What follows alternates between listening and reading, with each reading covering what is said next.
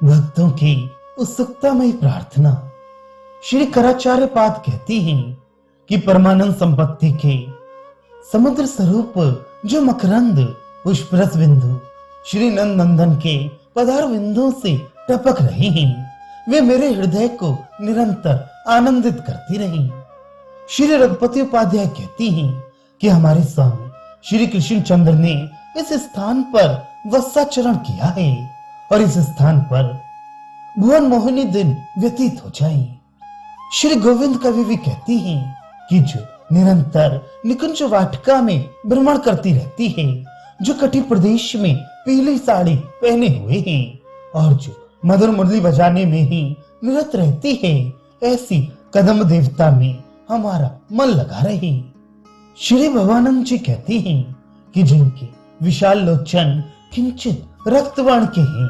जो दर्शकों के मनोहर हैं, कोटि कामदेव से भी सुंदर श्री विग्रह धारण किए हुए हैं, वही श्री वृंदावन नगर के नागर चक्रवर्ती आज मेरे हृदय कमल रूपी राज सिंहासन पर कृपया आ विराजे। श्री सार्वभौम भट्टाचार्य भी 2 श्लोकों से कहती हैं कि जो सौंदर्य अमृत नदी की परम मधुर लहरों के सार स्वरूप हैं एवं जिनका हृदय करुणा से परिपूर्ण है, ऐसे छलिया नंद किशोर मेरे दृष्टिगोचर होते रहे। और हे भगवान, आपके श्री चरणों में मेरी तो यही विनम्र प्रार्थना है कि जिस स्थान पर आपकी मुरली का मधुर रव सुनाई पड़ता है, उस स्थान पर ही हमारे बारंबार जन्म होते रहे। आपकी सेवा रहित सूखे मोक्ष की कहानी से मुझे क्या प्रयोजन है।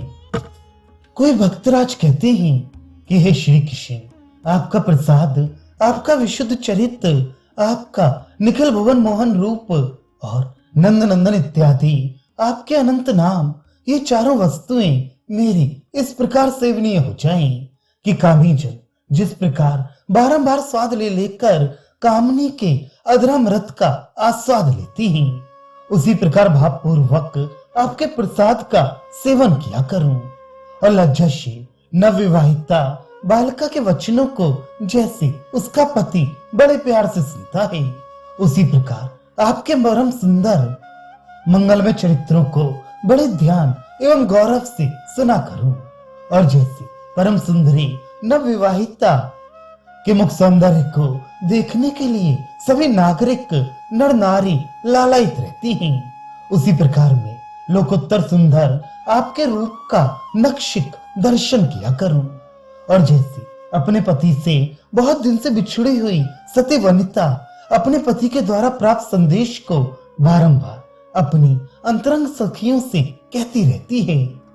एवं उसी पति संदेश को पुनः उन सखियों के मुख से सुनकर हृदय में बड़ी प्रसन्न होती है, उसी प्रकार मैं आपके अनन्य सेवकों के सामने आपका मधुर नाम कीर्तन किया करूं एवं नाम रसिक उन भक्तों के श्री मुख से श्रवण किया करूं। यही मेरी आपके श्री चरणों में विनम्र प्रार्थना है, स्वीकार कीजिए प्रभु। श्री चैतन्य महाप्रभु भी 2 श्लोकों से कहती हैं कि हे प्रभु, आपका नाम ग्रहण करते समय मेरे नयन अश्रुधारा से, मेरा मुख गदगद वाणी से और मेरा शरीर उल्कावलियों से कब व्याप्त होगा। हे जगदीश, मैं ना धन चाहता हूँ, ना जन चाहता हूँ, ना सुंदर कविता ही चाहता हूँ केवल हे प्राणेश्वर, आपके श्री चरण कमलों में मेरी जन्म जन्म में अहित की भक्ति हो। कोई श्री गौड़ीय भक्त भी प्रार्थना करता है कि जो श्री गोवर्धन पर्वत की समतल भूमि का नवीन मेघ है, श्री यमुना जी का जो नवीन नील कमल है और श्री वृंदावन का जो परम उदार तमाल वृक्ष है, अर्थात इस रूप अलंकार का विषय जो श्री हरि है, वे हमारे तीनों तापों को परास्त कर दे। श्री माधवेंद्रपुरी पाद भी कहते हैं अनंग रस चातरी से जिसके चारों नेत्रांचल चंचल हैं, हिलते हुए मकराकृत कुंडलों की परछाई जिसके दोनों कमलों में प्रतिबिंबित हो रही है और जो व्रज की आनंदमय गोपियों के साथ रास विलास करने को समुत्सुक है, ऐसा कोई अनिर्वचनीय गोपाल शीघ्र ही हमारे मन मंदिर में आज रांची।